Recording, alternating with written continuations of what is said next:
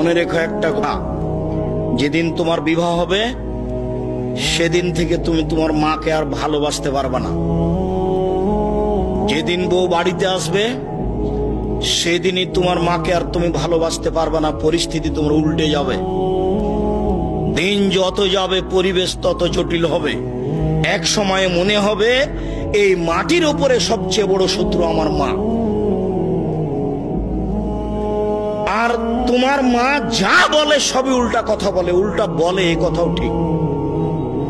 আরে টাকা দিয়েছো তুমি ফল খেতে, টাকাটি তোমার মা তোমার বড় বোনকে দিয়ে পাঠিয়ে দিয়েছে। মা সেদিন যে টাকা দিলাম, ও টাকা খরচ হয়ে গেছে, কি করলেন? টাকা তোর বড় বোনকে দিয়ে দিয়েছি। আরে আমি আপনাকে ফল খেতে দিলাম, টাকা দিলাম ফল খাওয়ার জন্য, আর আপনি টাকা দিয়ে দিলেন মানে? অবাক। আপনার ছেলে আর আপনার বড় ভাইয়ের বড় বোনের ছেলে এক জায়গাতে খেতে বসেছে, তো আপনার মা বড় মাছের টুকরা আপনার বোনের ছেলের পাতায় তুলে দিয়েছে। এইটা আপনার বউ দেখেছে এইবার রাতে। হ্যাঁ, তোমার মা এরকম, তোমার মা তোমার বোনের ছেলেকে ভালোবাসে। আমি রান্না করলাম কষ্ট করে, বড় মাছের টুকরাটা তোমার বোনের ছেলেকে দিয়ে দিল, আমি এগুলো সহ্য করতে পারি না। কত কি! আপনি সন্ধ্যায় এসে দেখছেন আপনার মা বিছানে পেশাব করেছে, উঠতে পারে না, বিছান গন্ধ করছে। আপনি বলছেন, হ্যাঁ তুমি আমার মায়ের বিছানা পরিষ্কার করনি, আমার মায়ের চাদরটা ধুয়ে দাওনি। তখন আপনার বউ বলছে, তোমার মাকে তুমি দেখো, তোমার মায়ের বিছানা তুমি পরিষ্কার করো। ওই ঘরে ঢুকলে তোমার মা আমাকে অকথ্য ভাষায় গালি দেয়, আমি তোমার মাকে দেখবো মানে? আপনার মা অকথ্য ভাষায় গালি দেয়, এই কথাও ঠিক। নেন, এবার কি করবেন?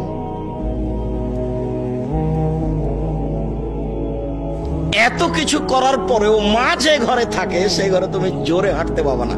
আমি বলি না, আল্লাহ বলেছে। এত কিছু বলার পরে তোমার মা যে ঘরে থাকে সেই ঘরে তুমি জোর করে কথা বলতে পাবে না। ফালা তাকুল্লাহুম উফফিন ওয়ালা তানহারহুমা, এই কথা বলতে পাবে না। আল্লাহ নিষেধ করে দিয়েছেন, এটা নগদ অর্থ। ঝাঁকি দিয়ে কথা বলতে পাবে না। হ্যাঁ, আপনি এই করলেন সেই করলেন, একবারে টোটালে নিষেধ আল্লাহ বলে দিয়েছে। অফিসলাহমা জানা হাসুল, হাত নিচু করে যেতে হবে। মনে পড়ে না একদিন দৃশ্য নকল করছিলাম, মনে পড়ার তো কথা যে রাজশাহীর মেয়র এসেছেন নওদাপাড়ায় আমচত্বরে, তো শাহ মকদুম থানার ওসি এইভাবে দাঁড়িয়েছেন, এইভাবে দাঁড়িয়ে বলছেন, স্যার এখন কি করবো স্যার?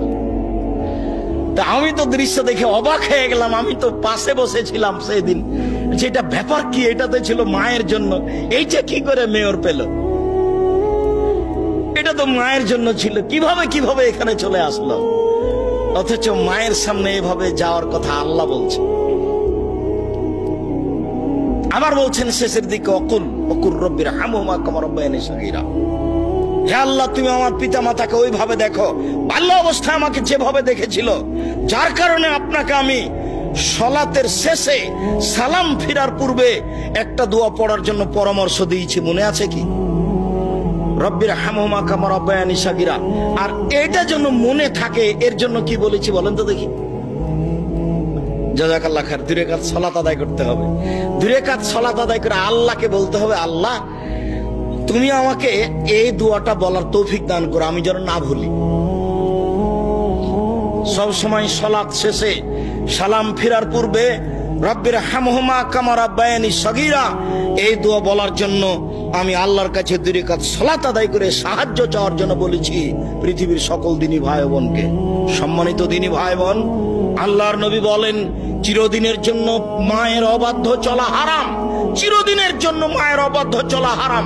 এই বেটা শোনো, আরো তোমাকে সতর্কতার সাথে বলছি, তুমি বারবার পেশাব করছো, তুমি বারবার পেশাব করছিলে বিছানে, তখন তোমার মায়ের জন্য একটা জায়েজ ছিল একটু হাসি মুখে আঘাত করা।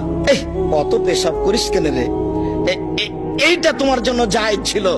এখন তোমার মা তোমার কোলে, তোমার মাকে তুমি এইভাবে বলতে পারো না, কি যে করি, এত পেশাব কেমনে পরিষ্কার করি, হ্যাঁ কি যে করি, যখন তখন পেশাব করছে, এরকম কথা বলার সুযোগ নেই।